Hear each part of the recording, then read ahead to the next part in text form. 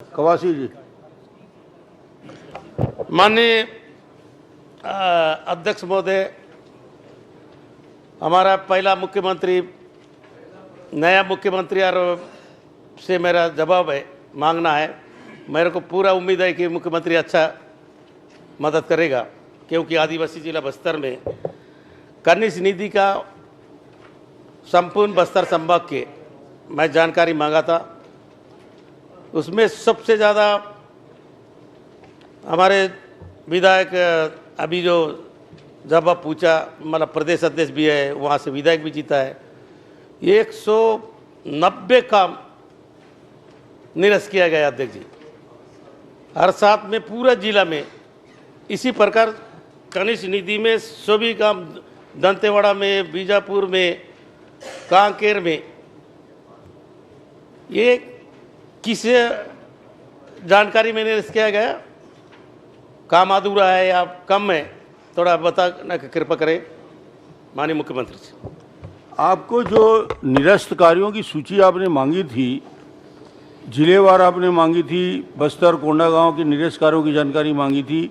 इन्होंने माननीय मंत्री जी ने इस सारी जानकारी जो पुस्तकालय में जो जानकारी उपलब्ध है उसमें दे दी है।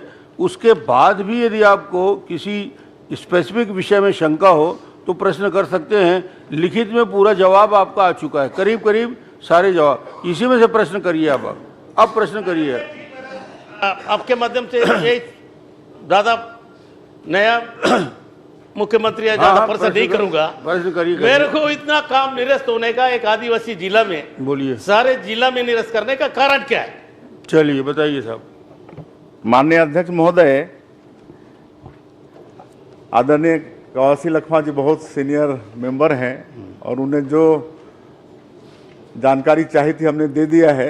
और उन्होंने निरस्त होने का कारण पूछा है, तो डीएमएफ को लेकर जिले में कमेटी है कलेक्टर की अध्यक्षता में। उसमें उस जिले के सांसद, विधायकगण सभी सदस्य रहते हैं और वो लोग तय करते हैं। और जब हमारी सरकार बनी तो हम लोगों ने काम को निरस्त करने का आदेश नहीं किया है, बल्कि जो काम अप्रारंभ थे उसको रोकने का आदेश किया है। रोकने का काहे कि डीएमएफ के विषय में भारी शिकायत आ रही थी, पूरा बंदरबाट हो रहा था।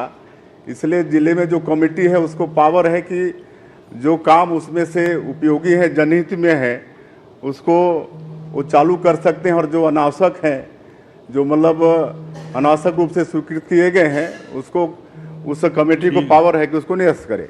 जो कार्य प्रारंभ नहीं हुए वो बंद हो गए हैं बस।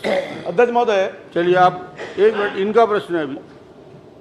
माननीय मुख्यमंत्री जी, मेरा छोटा सा सवाल है। एक बीजापुर का बाजार बाउंड्री बार, उसका पूरा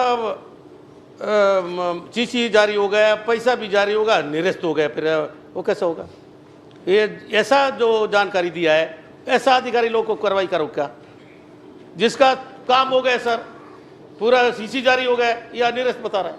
ठीक, तो इस टाइप का अगर जानकारी आपका हमारा अधिकारी देंगे तो उसके ऊपर कार्रवाई करेगा। मैं बता चुका हूं कि जो काम जारी है उसको निरस्त करने का कोई आदेश नहीं हुआ है। जो अप्रारंभ है उसकी समीक्षा करना है, और निरस्त करना या उसकी समीक्षा करना या आगे उसको जारी रखना, ये जो जिला में कमेटी है उसका अधिकार है। मुख्यमंत्री का जब विभाग है, विधानसभा सभा जवाबदारी से पूछ रहे हैं, उनका काम 1 साल पहले टीसी हो गया, पैसा पिरामिड मिल गया, काम हो गया, या निरस्त बता रहा है। ऐसा अधिकारी को कुछ चलिए इसका परीक्षण करा लेंगे। जी विक्रम जी। मेरा माननीय अध्यक्ष, मेरा दूसरा प्रश्न है अध्यक्ष जी।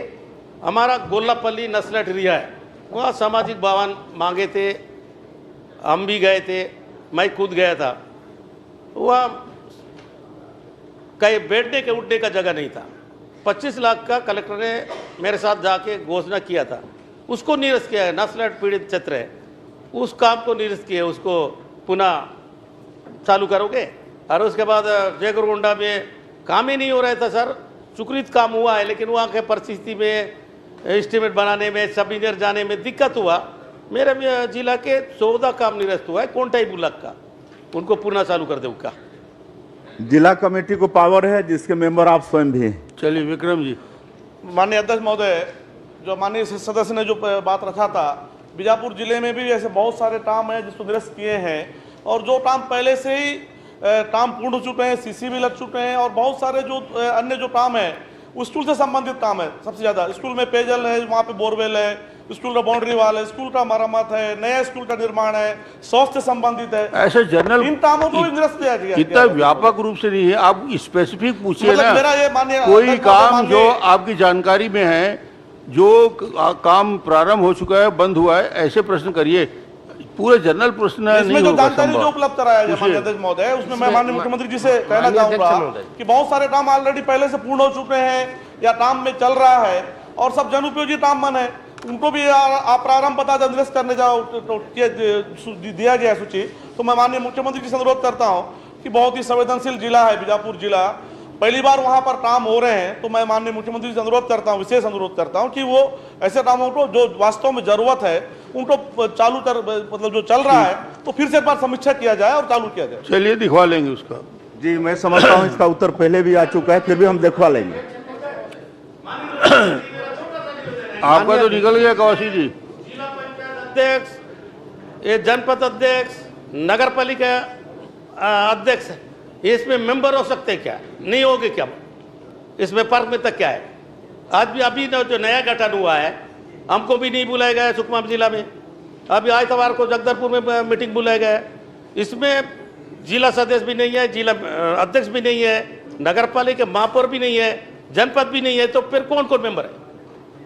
इसको थोड़ा बताइए। ये तो भारत सरकार के गाइड के अनुसार कोई नई बात है नहीं, ये तो बहुत पहले से डीएमएफ का चल रहा है। कलेक्टर की अध्यक्षता में सांसद विधायक सभी उसके सदस्य रहते हैं।